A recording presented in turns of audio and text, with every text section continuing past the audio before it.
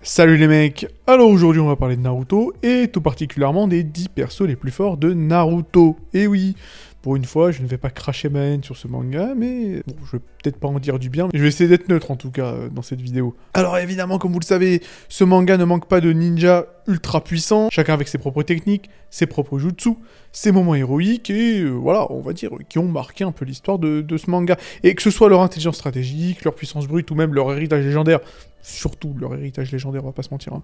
Naruto, c'est vraiment le manga où si tu n'es pas une réincarnation de mon cul, ou si ton père c'est pas le Yondaime, bah tu pues la merde. Voilà. Ou si t'as pas hérité de dojutsu génétique, voilà, laisse tomber. Rock Lee, voilà. T'es comme Rock Lee, t'es dans les toilettes, malheureusement. Bref, en tout cas, les personnages dont on va parler aujourd'hui ont prouvé qu'ils méritent une place au sommet, hein, voilà. Grâce à la génétique, grâce aux réincarnations. Enfin bref, je vais arrêter d'en parler parce que je peux pas parler de Naruto sans cracher ma haine, c'est un truc de ouf. Non, je vais essayer de rester neutre dans cette vidéo et on va seulement et tout simplement classer le top 10 des ninjas les plus puissants du manga Naruto, voilà.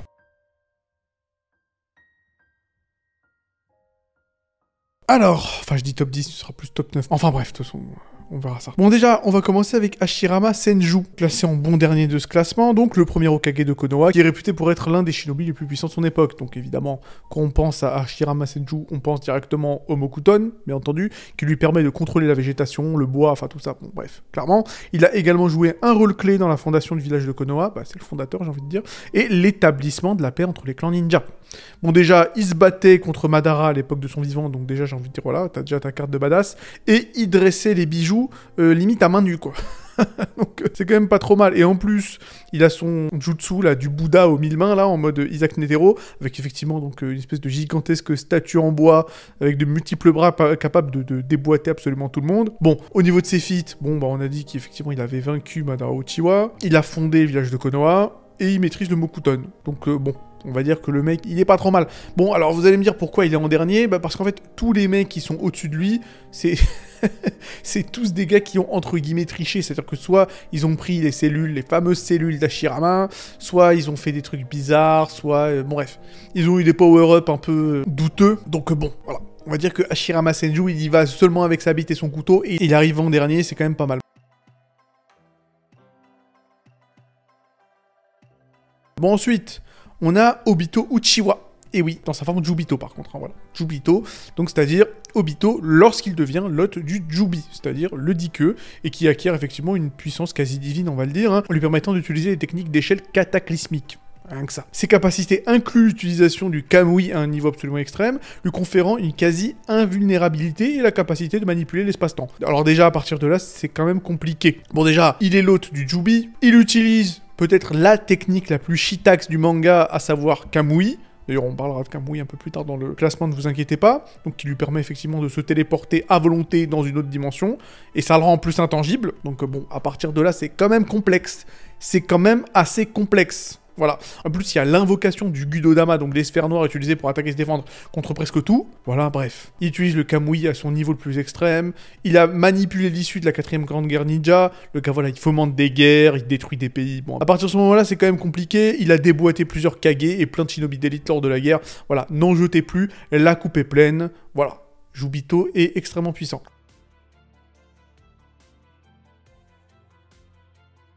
Alors ensuite, bah écoutez, j'ai placé un mec, bah ça me fait plaisir de le placer là. J'aurais aimé placer son élève, voilà, j'aurais aimé placer son élève à cette place-là. Bon, malheureusement, Kishimoto est un enculé, donc voilà, il a oublié Rock Lee dans les toilettes. Par contre, pour une raison que je ne m'explique pas, il y a Guy. Et Guy, il l'a pas oublié, mais c'est très bien. Alors Guy, on va en parler. Donc, évidemment, on en parle surtout quand il active les 8 portes. Évidemment, puisque ça lui permet de surpasser temporairement presque tous les shinobi en termes de puissance brute et de vitesse. C'est-à-dire qu'en termes de taijutsu, Kaimaito, avec l'utilisation des 8 portes, voilà, il est imprenable, incollable. Pas de souci par rapport à ça. D'ailleurs, Madara Uchiwa, lorsqu'il combattra Guy, le dira lui-même, c'est le mec le plus puissant en taijutsu de l'histoire. Donc c'est pas trop mal. Voilà. Donc effectivement, au niveau des feats, il y a l'ouverture des 8 portes, qui lui permet d'accéder à une puissance extraordinaire au prix d'une grande souffrance, mais à la limite ça on le sait. Il y a bon, toutes ces techniques abusées, là, tigre du midi, le pan matinal, le dragon éléphant, bref, voilà.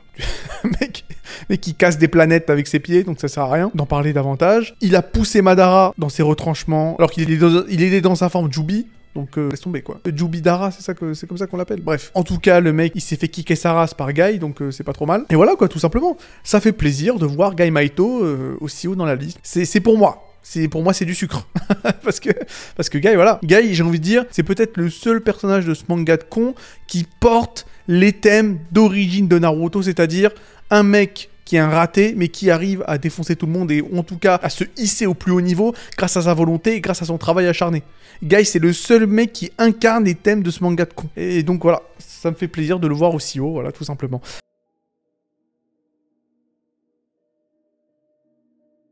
Allez, on continue. Bon, par contre, voilà, on va voir quelqu'un que j'aime pas voir. Voilà. Donc, Guy, ça m'a fait plaisir de le placer là. Sasuke, ça va pas me faire plaisir de le placer là. Bon, alors évidemment, Sasuke, l'un des derniers membres du clan Uchiwa et qui, on va le dire, a accédé grâce à sa génétique assez eugéniste, c'est une évidence, un niveau de puissance extraordinaire, y compris, quand même, on va dire, accès au Rinnegan, qui lui donne accès, qui lui permet effectivement d'utiliser des jutsu uniques, puissance que tu veux, quoi. Voilà, maîtrise du Sharingan, le Susanoo, la flèche d'Indra, j'en passais des meilleurs, voilà, bon, laisse tomber. Laisse tomber.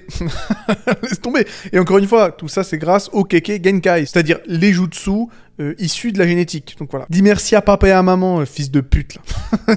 Dis-leur merci, enculé, parce que Sasuke...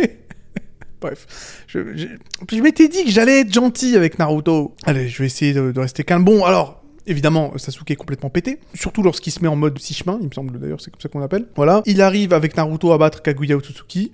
Voilà. Il a évidemment accès au Susanoo complet, donc qui est donc une défense quasi impénétrable, doublée d'une puissance d'attaque massive. Bon, bref, voilà. Encore une fois, je l'ai déjà dit, Sharingan, Rinnegan, voilà, la coupe est pleine, c'est pas la peine d'en parler plus.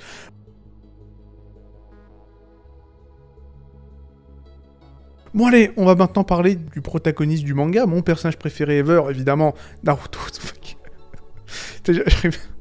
J'arrive même pas à le dire sérieusement. Je peux pas le dire. Évidemment, Naruto Uzumaki, le personnage que je déteste le plus, je pense tout manga confondu. Hein. Ça doit se jouer entre lui et Suzaku, hein, de Code Geass, voilà. C'est les deux mecs que je supporte le moins dans l'univers des animés et des mangas. Donc voilà, entre Naruto et Suzaku, il y a à boire et à manger. Bon alors Naruto, qui est donc le Jinchuriki de Kyuubi, donc le bijou à 9 queues, et le fils du 4ème Hokage, et la réincarnation du dieu du fils des ninjas, et le fils du 4ème Hokage. Ah ça je l'ai déjà dit. Bon, mais je le dis une deuxième fois.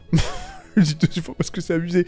Et dire qu'on essaie de nous le faire passer pour un raté qui travaille dur, quoi. Dire, ouais, attention, Naruto, il n'a pas eu de chance dans la vie, mais grâce au dur travail, nanani, c'est le mec. Putain. Génétiquement, c'est abusé, le gars. C'est l'eugénisme incarné. Mais bref, n'en parlons pas. Bon, alors, évidemment, donc Naruto, Jinchuriki, immense réserve de chakra de Kurama, maîtrise du Rasengan, et de toutes ses variantes d'ailleurs, accès au mode Sennin. Bon, n'en jetez plus, encore une fois, la coupe est pleine. Le mode ermite, le mode Kurama, le mode Baryon. Bon, à la limite, vous me direz, Baryon, c'est dans Boruto, mais bref, voilà. Toutes les variantes de Rasengan, nanani, nananani, nana. Bon, il a défoncé la moitié de l'Akatsuki, et voilà, il a déboîté Pain. Il a joué un rôle déterminant dans la défaite de Kaguya Otsutsuki, et il est devenu le Hokage le plus puissant de l'histoire de Konoha. Donc voilà, déjà, c'est quand même pas mal. Et en plus, au niveau même de ses compétences clés, voilà, mode Kurama combiné au Senjutsu. Bon, voilà, réserve de chakra infini, une variété de jutsu pété. Bon, voilà, je pense qu'on peut passer à la suite. Allez, bon, bah, alors, évidemment, on va passer au méchant préféré de beaucoup d'entre nous. C'est pas mon cas, mais bon, écoutez, voilà. On va parler de Uchiwa Madara. Alors, Madara, bien entendu, hein, le grand méchant du manga. Enfin, malheureusement, c'est pas le méchant final, hein. Ça n'a aucun sens. Kaguya qui débarque de nulle part. Putain, c'est un truc de fou. Madara aurait dû être le... On se croirait dans Final Fantasy, la vérité.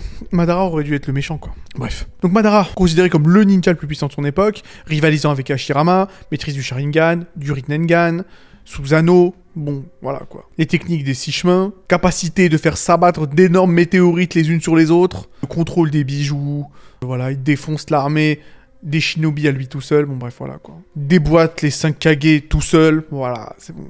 Ah, c'est bon, les mecs, c'est bon. Pas besoin d'en parler. Uchiwa Madara, évidemment. Alors, je pense que jusque-là, mon classement ne doit pas trop faire de vagues. Je pense que pour l'instant, mon classement est plus ou moins basique. Plus ou moins, c'est acceptable, mon classement. Et pourtant, vous me connaissez, hein. Que ce soit mon top 20 des meilleurs personnages de Berserk, et tous mes tops en général, mon top des meilleurs sorciers dans l'univers d'Harry Potter, vous me connaissez. Je peux pas faire de top sans faire de classement un peu frauduleux. Des classements un peu bizarroïdes. Des classements qui me valent de me faire insulter de tous les noms dans les commentaires.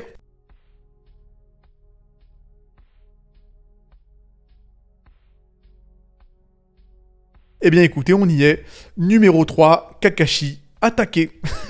Et oui, Kakashi, effectivement. Au-dessus de Madara, au-dessus de Naruto et au-dessus de Sasuke. Alors, avant de me jeter des pierres, laissez-moi vous expliquer. En fait, le Kakashi que je place aussi haut, c'est pas le Kakashi que vous connaissez. C'est un Kakashi qui a reçu effectivement les 2 Sharingan d'Obito. Après, il faut le dire, il les garde pas longtemps. C'est-à-dire qu'il me semble après la guerre, après Kakashi, je crois, il redevient normal ou je sais pas quoi. En tout cas, lorsqu'il obtient les 2 Sharingan d'Obito, Kakashi devient complètement pété. Mais vraiment complètement cheaté. Déjà, il utilise le Susanoo. Déjà, c'est quand même compliqué. Il spamme le Kamui comme un énorme enculé. Alors qu'en plus, normalement, à l'époque, Kakashi, un Kamui et c'était 3 semaines à l'hôpital. Alors que là, maintenant, Kamui. 3 Kamui par planche, c'est un truc de fou, quoi. Voilà. Bon, on parle de techniques complètement lunaires comme le Raiden. En plus, Kaguya n'aurait pas pu être vaincu si Kakashi ne l'avait pas tranché en 2. Carrément. Donc voilà. Et il faut le dire, le Kamui est peut-être le jutsu le plus complètement surchitax du manga. Je pense top 3. Top 3 des jutsu les plus pétax. Voilà. Et il peut le faire limite à volonté. Donc à partir de ce moment-là, c'est compliqué. Je sais que Naruto et Sasuke sont vraiment des monstres absolus. Mais je pense très honnêtement que durant ce petit laps de temps où Kakashi a eu droit aux 2 Sharingan d'Obito, je pense très honnêtement que Kakashi était au-dessus d'eux. Voilà. Encore une fois, on peut m'insulter, il n'y a pas de souci, vous pouvez me dire que je dis n'importe quoi. Voilà. Écoutez, en tout cas, c'est ce que je pense.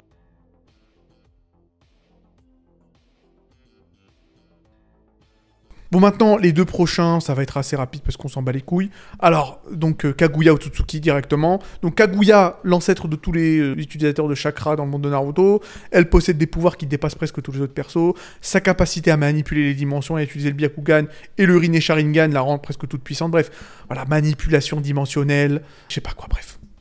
Pas la peine d'en parler plus avant, elle est complètement pétée.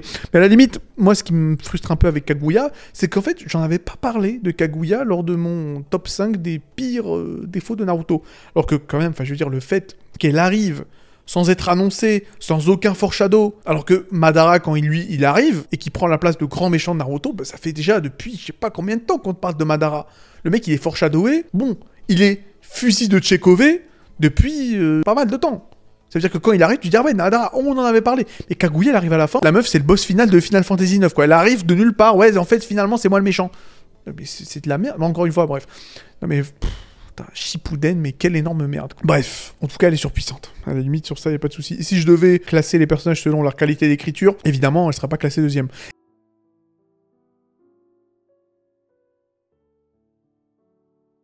Et bon, numéro 1, évidemment, Hagoromo Otsutsuki, connu sous le nom du sage des 6 chemins, et qui est celui qui a introduit le concept de ninjutsu dans le monde de Naruto. Il a des pouvoirs quasiment divins, incluant la création des 9 bijoux, ainsi que le Rinnegan. Bon, c'est certainement le ninja le plus fort de l'histoire de Naruto. Voilà, bon déjà, fondation de la base du ninjutsu. Il a donné son chakra à l'humanité, qui lui permet effectivement l'utilisation des techniques ninja, création des bijoux, je l'ai déjà dit. Voilà, il a scellé sa propre mère Kaguya en mode bas les couilles, il a créé les 9 bijoux, ça je l'ai déjà dit, il a défoncé Kaguya Otsutsuki, il a les Rinnegan, le Senjutsu des 6 chemins, et bon voilà, il a une gamme étendue de jutsu complètement pétax. Donc évidemment, Hagoromo Otsutsuki, number 1.